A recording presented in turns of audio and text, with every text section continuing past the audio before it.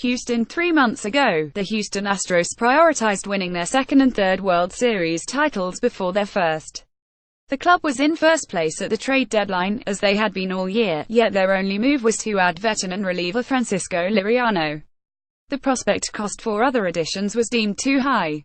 The disappointment that the Astros did nothing beyond add Liriano at the trade deadline ran so deep that Dallas Keuchel, the star face and one of the faces of the franchise, went on the record to say he wasn't happy. "I feel like a bunch of teams really bolstered their rosters for the long haul and for a huge playoff push, and us just kind of staying pat was really disappointing to myself," he said. 1 month later, the front office and the players got on the same page. The Astros swung a trade with the Tigers to add Justin Verlander on August 31, minutes before the deadline to acquire players and have them be eligible for the postseason roster. The Astros gave up the prospects and got the rotation reinforcement they needed. The huge AL West lead did a good job hiding that rotation weakness. The Tigers traded Verlander for games like Game 6 of the ALCS on Friday night. This is the moment. 3 straight losses at Yankee Stadium put the 102-win Astros on the brink of elimination. Then they sent their recently acquired ace to the mound in Game 6, and he saved their season. 7 innings, no runs, 7 scattered base runners and 8 strikeouts. It was vintage Verlander. "I literally love Justin Verlander," said Jose Altuve, who himself had a whale of a game. "That's what we expected him to do. That's what he expects of himself," added Alex Bregman. "It's special every time he takes the mound. It's fun to watch him compete. He's a once-in-a-lifetime kind of teammate." Verlander had some help during his 7 shutout innings, of course. George Springer robbed Todd Frazier of extra bases in the 7th inning with a marvelous running catch at the wall. The Astros led 30 at the time and Frazier represented the tying run. He didn't get enough of it to hit it out, but it was a rocket and Springer reeled it in. "I ran as fast as I could and as far as I could, and I just happened to get to it," Springer said. "You play the game to make plays like that." Verlander was not quite as razor-sharp as his masterful Game 2 performance, in which he struck out 13 in 9 innings. The Yankees put a man on base in each of the first 3 innings, and put 2 men on base in both the 6th and 7th innings.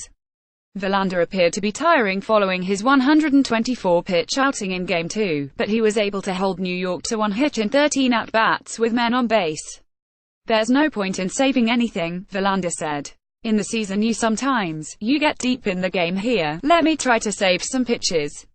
In a playoff that's out the window, specifically an AO ball game in a decisive game." So, when it came down to it in the 6th and 7th, back-to-back, it really did take a lot out of me, especially kind of back-to-back stressful innings like that. In 8 starts with the Astros, that's 5 in the regular season and 3 more in the postseason, Verlander has thrown 56 of 72 possible innings with a 1.13 ERA and 67 strikeouts to go with 9 walks. This is 1998 Randy Johnson Part 2. Johnson joined the Astros and was marvelous in the second half, and into the postseason. Unlike the 1998 Astros, the 2017 Astros are scoring enough runs for their mid-season ace addition. It's hard to believe that at one point, Verlander had the same postseason choker label that dogs Clayton Kershaw. In his first 8 career postseason starts he pitched to a 5.57 ERA and opponents hit .247, .347, .470 against him. The Tigers weren't getting over the hump to win the World Series and Verlander took some of the blame. That's the way it goes. Over the last 5 years, however, Verlander has turned into a postseason monster, a big-game pitcher of the first order. He owns a 1.66 ERA in his last 11 starts and relief appearance in the playoffs, which dates back to 2012. Game 6 was Houston's 10th game of the postseason and already Verlander's 4th appearance, yet he showed no fatigue, overwhelmed a Yankees offense that looked pretty dangerous after he exited the game, and pitched his team to a Game 7 on Saturday.